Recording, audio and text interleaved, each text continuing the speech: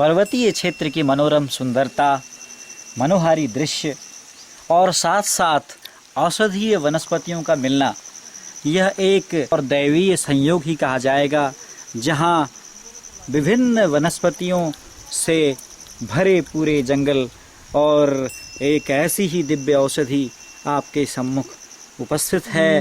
शायद आप इसे इसके फलों के द्वारा पहचान रहे होंगे। आप पहचानें इसे। इसका नाम आंवला है। यह आंवला इंडियन गूसबेरी के नाम से जाना जाता है, जिसे लैटिन में एम्ब्लाइका ऑफिसिनालिस के नाम से जाना जाता है। यूफोर्बिएसी कुल का यह पौधा त्रिफला का प्रमुख घटक है। आप जानते होंगे कि आयुर्वेद में त्रिफला रसायन के रूप में प्रयोग में आता है और त्रिफला के प्रमुख घटक द्रव्यों में से एक आंवला भी है। इसके अलावा हरड़ और बहेड़ा इसके दो प्रमुख घटक द्रव्य हैं। इसके पौधों की ऊंचाई को यदि देखा जाए तो इसकी ऊंचाई 20 से 25 फुट ऊंची होती है। साथ साथ इसके तने टेढ़े मेढ़े होते हैं और इसकी मोटाई यदि तनों की देखी जाए तो यह 5 से 9 फुट तक मोटे होते हैं। सुश्रुत का एक श्लोक आंवले के संबंध में बड़ा ही रोचक प्रतीत होता है, जिसमें कहा गया है कि अमलम समधुरम तिक्तम कसायम कटुकम सरम चक्षुष्यम सर्वदोषघ्नम वृक्षम आम्लकी फलम। अर्थात अम्ल और मधुर रस के साथ साथ तिक्त और कषाय और कटु गुणों से युक्त होने के कारण यह आँखों के लिए और सभी दोषों को हरने वाला वृक्ष एवं रसायन औषधि है।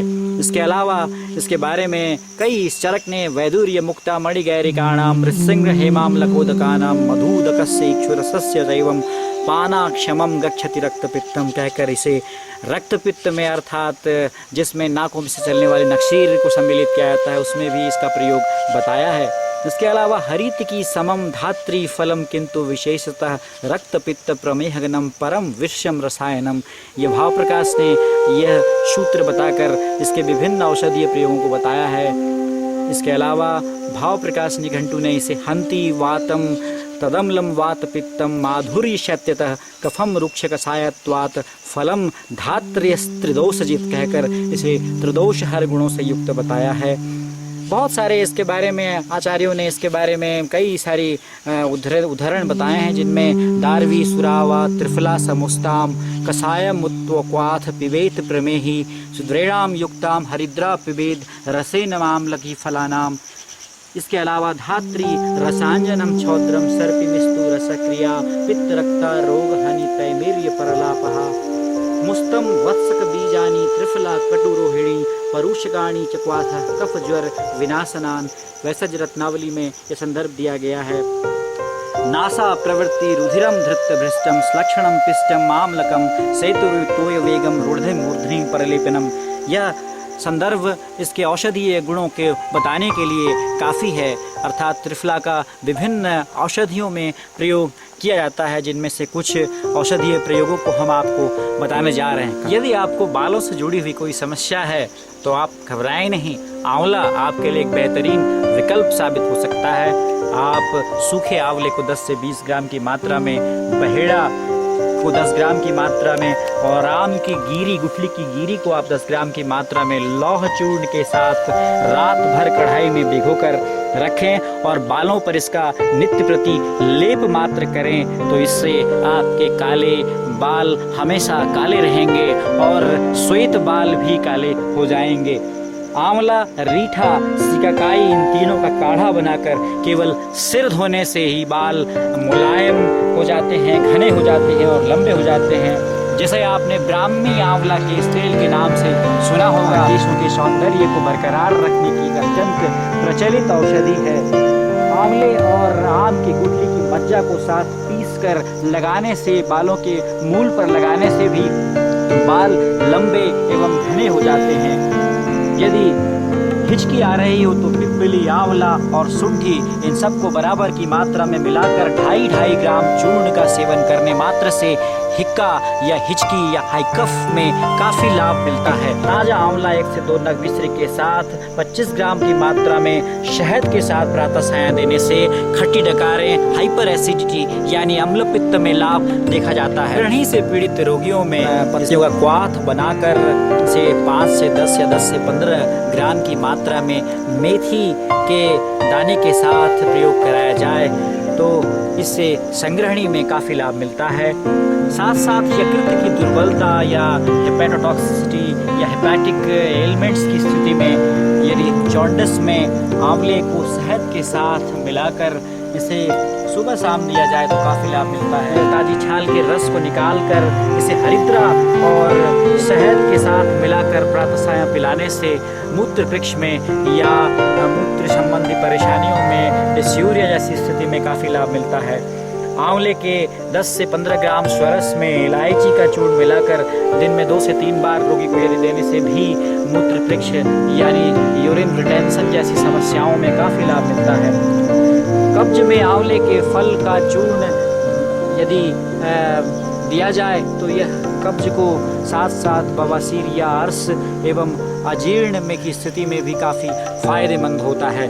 आंवलों को यदि भली भांति आंवले को पीसकर यदि इसकी पिट्ठी को एक मिट्टी के बर्तन में लेप कर दें और फिर से उस बर्तन में छाछ यानी मट्ठा रखकर यदि उसे पाइल्स के रोगियों में, अर्श के रोगियों में दिया जाए तो इससे काफ़ी लाभ मिलता है।